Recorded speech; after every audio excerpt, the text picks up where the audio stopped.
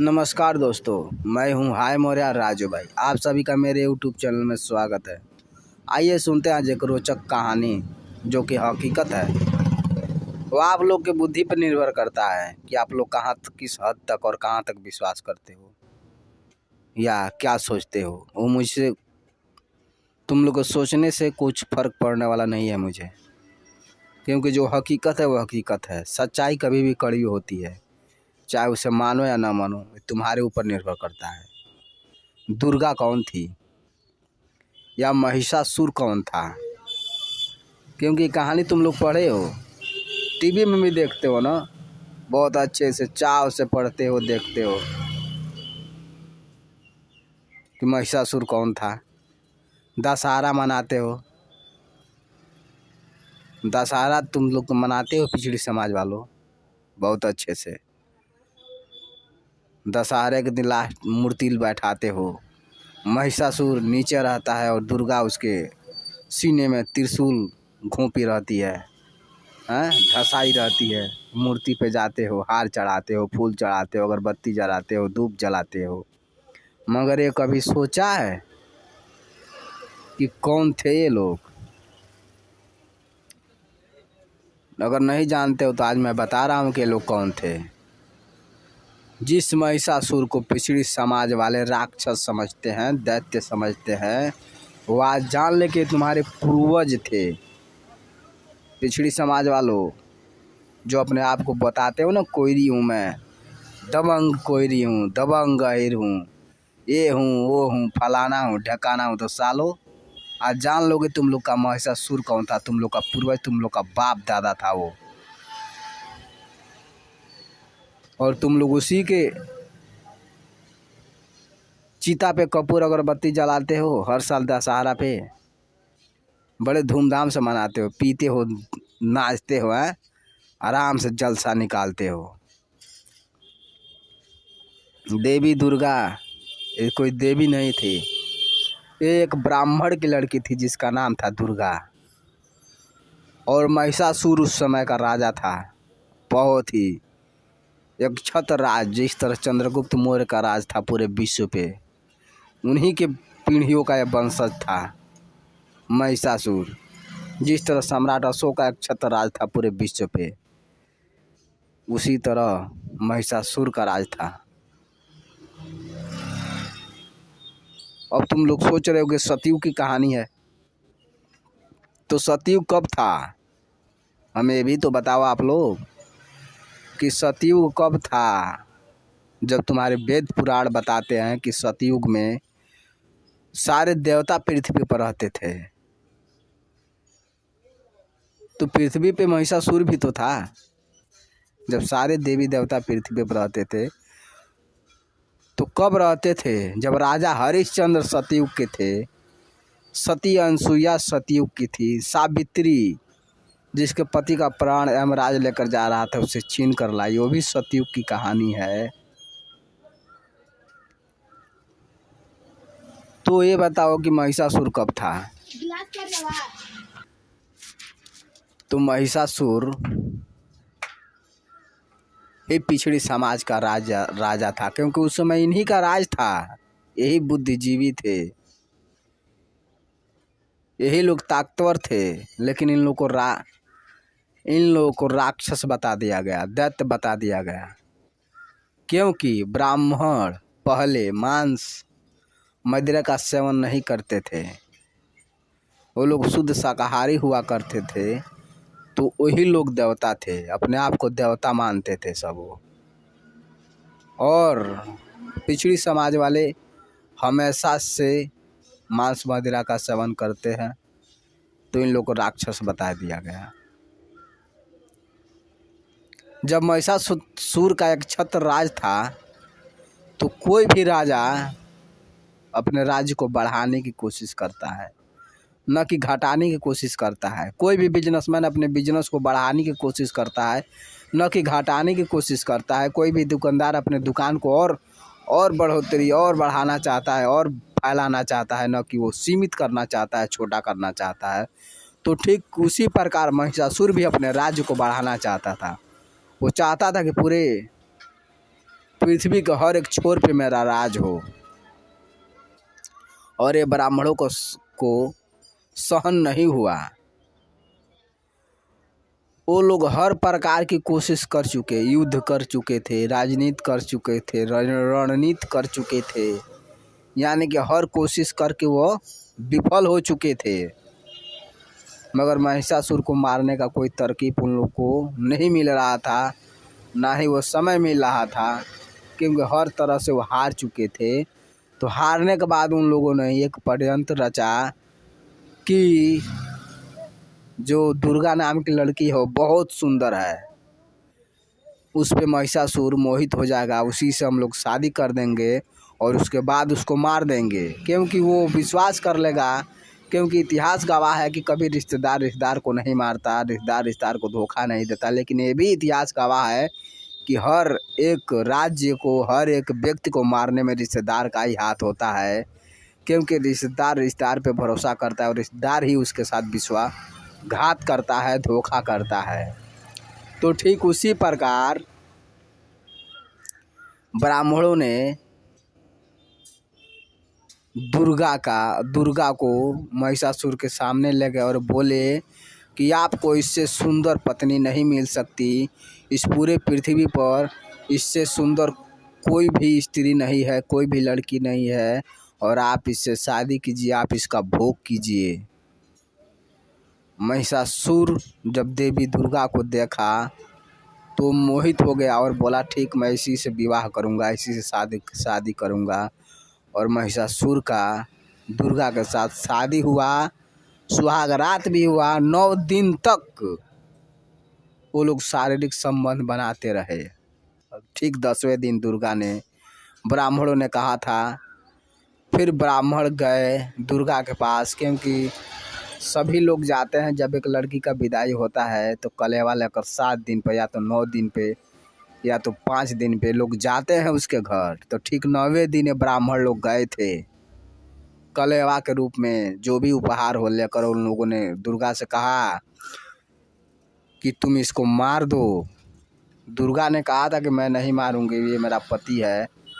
लेकिन ब्राह्मण लोग उसको बताए कि तुम्हारी शादी इसीलिए की गई थी कि तुम इसको मारोगी, और जब तुम इसको मारोगे तभी हम लोग का राज चल पाएगा, या तो राज होगा और हमारे समाज का विकास हो सकता है। तो दुर्गा 10वें दिन महिषासुर का वध की और दिखाया गया कि इतने दिन युद्ध हुआ, युद्ध कुछ नहीं हुआ। धोखे से मदिरा पिलाकर और देवी और दुर्गा ने उसको मार दिया था, कत्ल कर दिया था, कोई युद्ध नहीं हुआ था। और फिर ब्राह्मणों ने एक इतिहास लिखा, फिर एक कहानी लिखी और उसमें अपने तरीके से सब कुछ दर्शाया। इन लोगों को लगे, आने वाले पीढ़ियों को लगे कि हाँ, देवी दुर्गा है जो कि महाशक्तिशाली है, और महिषासुर को दैत्य बताया गया। किसी भी ब्राह्मण से पूछना कि देवी दुर्गा कौन थी, किसकी लड़की थी, अगर ओरिजिनलिटी तुम लोग जानते हो तो तुम लोग को उस समय मालूम चल जाएगा। अपने आप को हिंदू मानने वालों जो बहुत देव दुर्गा का पूजा करते हो ना, माँ मानते हो, अपने माँ को साले माँ नहीं मानते हो बहनचोद, और दूसरे को माँ मानते हो तुम लोग। पूछो किसी ब्राह्मण से, इतिहास उठा के किसी से देखो कि तुम लोग का इतिहास क्या है, कौन हो तुम लोग, कैसे हो। उस समय जातियाँ थी हैं, ब्राह्मण बताते हैं। सतयुग में, जब सतयुग में राजा हरिश्चंद्र का घाट आज भी है, तो महिषासुर का राज कैसे खत्म हो गया। जब सतयुग के राजा हरिश्चंद्र थे तो बनारस में आज भी तो है, जहाँ पे राजा हरिश्चंद्र डोम बनकर और उस घाट का चौकीदार बने थे, वो घाट तो आज भी है, वो घाट तो ख़त्म नहीं हुआ। तो महिषासुर का राज्य और महिषासुर का समाज कैसे ख़त्म हो गया, क्योंकि महिषासुर बौद्ध धर्म को मानता था, गौतम बुद्ध को मानता था, वो सनातन धर्म को नहीं मानता था, क्योंकि सनातन धर्म में ब्राह्मण फैलाए थे। इसलिए उसको मारा गया कि जब तक ये मरेगा नहीं तब तक सनातन धर्म पनपेगा नहीं, तब तक हमारे समाज की पूजा नहीं होगी। रामचरितमानस में तो साफ लिखा है, ढोल गंवार शूद्र पशु नारू नारी ये सकल ताड़न के अधिकारी। ढोल गंवार शूद्र पशु नारी ये सकल ताड़न के अधिकारी। इसका अर्थ समझो। फिर रामचरितमानस में तो ये भी तुलसीदास ने लिखा है कि ब्राह्मण कितना ही नीच कर्म करेगा वो पूजनीय है, और नीच कितना ही भी उच्च कर्म करेगा वो अपूजनीय है। यानी कि उसकी पूजा नहीं हो सकती, उसको मान नहीं मिल सकता, सम्मान नहीं मिल सकता। पिछड़ी समाज वालों, तुम लोगों को संस्कृत आती है? तुम लोगों को पूर्वजों को संस्कृत आती थी क्या कि तुम लोग वेद पुराण पढ़ते थे, या पढ़े हो या जानते हो? हिंदी में जब अनुवाद हुआ तब तो तुम लोग वेद पुराण पढ़े, तब तुम लोग इसके बारे में जाने। ये और इसके पहले जो भी ब्राह्मण बताते थे उसी पर तुम लोग भरोसा करते थे, उसी पर अमल करते थे, उसी को मानते थे, और मानते हो, आज भी मानते हो। जब हिंदू मानते हो अपने आप को, तो तुम्हें संस्कृत आनी चाहिए ना। तुम्हारे खानदान को संस्कृत आनी चाहिए, तुम्हारे बाप दादाओं को संस्कृत आनी चाहिए थी। आखिर में जिस पीढ़ी को तुम जानते हो कि तुम्हारा बाप फलाने हैं, तो उनका नाम तो जानते हो ना, उनका तो जन्म भी जानते होगा ना, कहाँ जन्म हुआ था उनका, उनके बाप का क्या नाम था। तो फिर तुम लोग के वेदों का क्या, कैसे मान लो कि तुम लोगों के पास ज्ञान है जब तुम लोग को संस्कृत आती ही नहीं? तो अगर संस्कृत आती तो तुम लोग भी तो पूजा पाठ करा सकते थे। केवल ब्राह्मण ही थोड़ी पूजा पाठ करा सकते थे या संस्कृत पढ़ सकते थे। तुम लोग को भी संस्कृत आना चाहिए था, तुम लोग भी पढ़ते। स्कूल में सभी बच्चे बराबर पढ़ते हैं। क ख ग सबको आती है तो सबको आती है, लिखना सबको आता है, सबको पढ़ना आता है। तो तुम लोग को भी तो आना चाहिए था संस्कृत, वेद पुराण तुम लोग को भी आना चाहिए था। क्यों सारे वेद पुराणों के रचयिता ब्राह्मण हैं? क्यों नहीं कोई कुशवाहा हो गया है, कोई कोयरी, कोई यादव, कोई चौहान है कोई? अरे पहले ज्ञान रखो, बाद में बोलो कि मैं हिंदू हूँ, मैं देवी दुर्गा को मानता हूँ, गणेश को मानता हूँ। जब चंद्रगुप्त थे, चंद्रगुप्त मौर्य के बाद से कई पीढ़ियों के बाद सम्राट अशोक हुए, कई पीढ़ियों के बाद सम्राट अशोक हुए। तो इतिहास गवाह है कि सम्राट अशोक को मारने के लिए जो ब्राह्मण था, जिसका नाम था पुष्पमित्र सुंग, उसने धोखे से उनको मारा, धोखे से उनका कत्ल किया। और ये राम राज्य जो त्रेता युग का मानते हो ना, ये कोई त्रेता युग नहीं था, और ना ही कोई द्वापर युग था, और ना ही कोई सतयुग था। अगर सतयुग था तो राजा हरिश्चंद्र का घाट आज तक है। ये मानते हो ना तुम लोग? देखो तुम्हारे सामने प्रमाण है।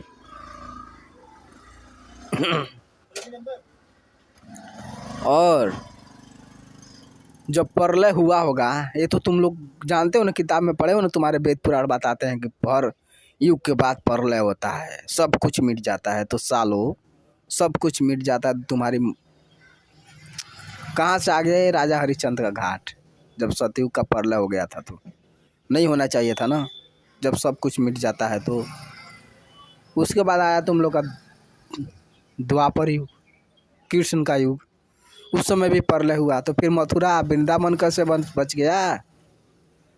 उसको भी तो नहीं बचना चाहिए था, वो कैसे बच गया? फिर त्रेता युग आया, उस समय भी प्रलय हुआ था। तो फिर अयोध्या कहाँ से बच गया? हैं? सीतामढ़ी कहाँ से बच गई? नेपाल में वनवास का वो जहाँ सीता पैदा हुई थी, वो कहाँ से बच गया? वो भी तो मिट जाना चाहिए था। अरे सालो हराम खोरो, इतिहास उठाओ और उसमें झांको, अपने पूर्वजों को ढूंढो, तुम्हें जवाब खुद मिलेगा। क्योंकि कोई सनातन धर्म नहीं था, कोई वेद पुराण सब ब्राह्मणों का लिखा हुआ है। और जितने तुम शंकर विष्णु महेश को मानते हो, ब्राह्मणों का नाम है, ब्राह्मण ही हैं। जैसे आज मोदी है, जिसका नाम ऊंचे लेवल पर आ रहा है, वो भी पिछड़ी समाज का ही है। ठीक उसी तरह वो सब अपना वर्चस्व फैलाने के लिए इतिहास रचा, क्योंकि जो शिक्षित होंगे वही सब लिखेंगे, जो अनपढ़ होंगे वो साले क्या जानते हैं कि क ख ग कैसे लिखा जाता है, नाम कैसे लिखा जाता है, कब कहाँ कौन सा शब्द लिखा जाता है। जो होशियार होगा, पढ़ा लिखा होगा, बुद्धिजीवी होगा, वही तो जानता होगा। और आगे मैं सम्राट अशोक और पुष्यमित्र की कहानी बताऊंगा। मेरे चैनल पर बने रहिए और ऐसे ही कहानी को सुनने के लिए। और समाज को मैं जगाने का काम थोड़ा सा प्रयास किया है, समाज को जगाने के लिए, क्योंकि समाज को जगाने वाले थे बाबू जगदेव प्रसाद कुशवाहा बिहार के, जिनको कांग्रेस के राज में गोली मार दिया गया और जेल में उन्हें मरने के लिए छोड़ दिया गया। हॉस्पिटल तक नहीं ले जाया गया कि ये बच सके, क्योंकि वो समाज को जगाने का काम कर रहे थे। ये ब्राह्मणों का ही देन था कि बाबू जगदेव प्रसाद को गोली मारे और उनका कहानी ख़त्म। क्योंकि अपने समाज को जगा रहे थे, बता रहे थे कि वेद पुराण क्या है, तुम लोग का इतिहास क्या है पिछड़ी समाज वालों। लेकिन ये साले कभी सुधरने वाले हैं नहीं। कैसे सुधरेंगे? ये तो बस बंदर को बता दिया गया कि बंदर हनुमान है, तो साले जप रहे हैं हनुमान है हनुमान है। अरे कम से कम ये तो सोचो, जब मोहम्मद गोरी तैमूरलंग भारत आए थे, जब इन लोग का राज था, उस समय क्यों नहीं आ गए थे? जब सम्राट अशोक, चंद्रगुप्त, समुद्रगुप्त का राज था, तो उस समय भी तो आना चाहिए था।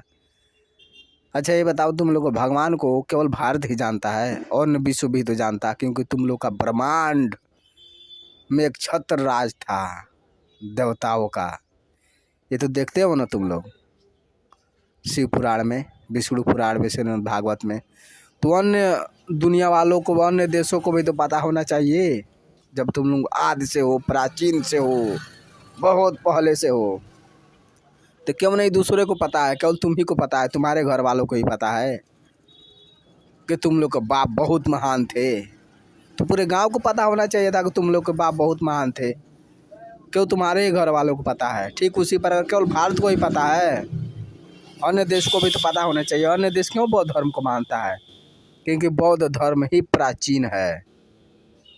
गौतम बुद्ध जो भगवान होगा वह सब कुछ कर सकता है, उसके हाथों में शस्त्र नहीं होना चाहिए। वो तो पूरा ब्रह्मांड उसके अधीन है, वो तो कुछ भी कर सकता है, आँख मूंदते हुए कुछ भी कर देगा। और वो हथियार लेकर चलेगा तभी भगवान कहाएगा, तुम्हारे शंकर भगवान विष्णु ब्रह्मा की तरह। जब तुम अपने आप को भगवान मानते हो तो हाथ में हथियार क्यों लेकर चलते हो? तो जब तुम ही पूरे ब्रह्मांड का निर्माण किए हो, पूरे ब्रह्मांड को बनाए हो, तो फिर हथियार की आवश्यकता क्यों? तुम तो कुछ भी कर सकते हो। तुम लोग को, तुम सोच दोगे तो वो खत्म हो जाएगा, क्योंकि तुम ही बनाए हो। तो फिर इसको मारने के लिए तुम्हें हथियार की आवश्यकता क्यों पड़ी?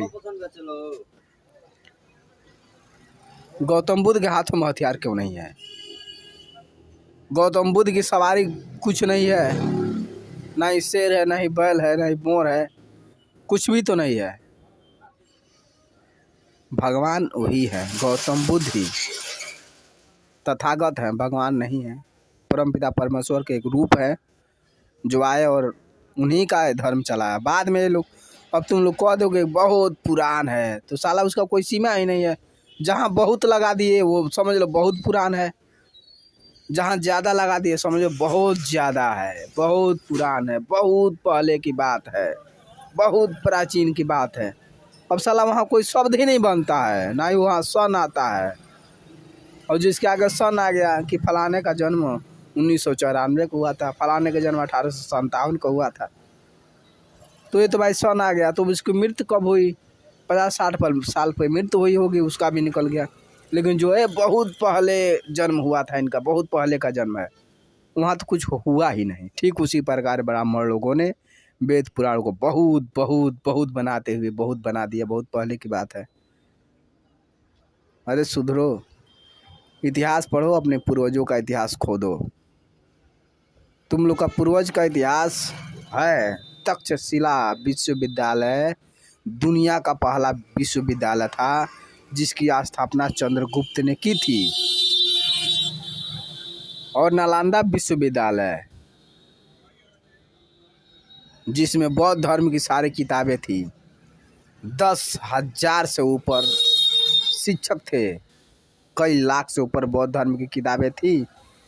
जिसको जलाने का काम पुष्यमित्र शुंग ने किया, इतिहास मिटाने का काम पुष्यमित्र शुंग ने किया। क्योंकि जब तक तुम्हारे इतिहास मिटाई नहीं जाएगी, नई इतिहास लिखी नहीं जाएगी। और जब नई इतिहास लिखी जाएगी तुम उसी को जानोगे, पुराने इतिहास को तो जानोगे नहीं, क्योंकि वो किताब फाड़ चुके हैं, सब जला चुके हैं। तो जो चीज़ जल जाएगी दोबारा मिलेगी। तो ऐसे ही समझो ना कि जब सत्ययुग के बाद प्रलय आ गया तो सब कुछ मिट जाना चाहिए। सब कुछ मिट गया था तो फिर तुम्हारा हरिश्चंद्र घाट कैसे आ गया?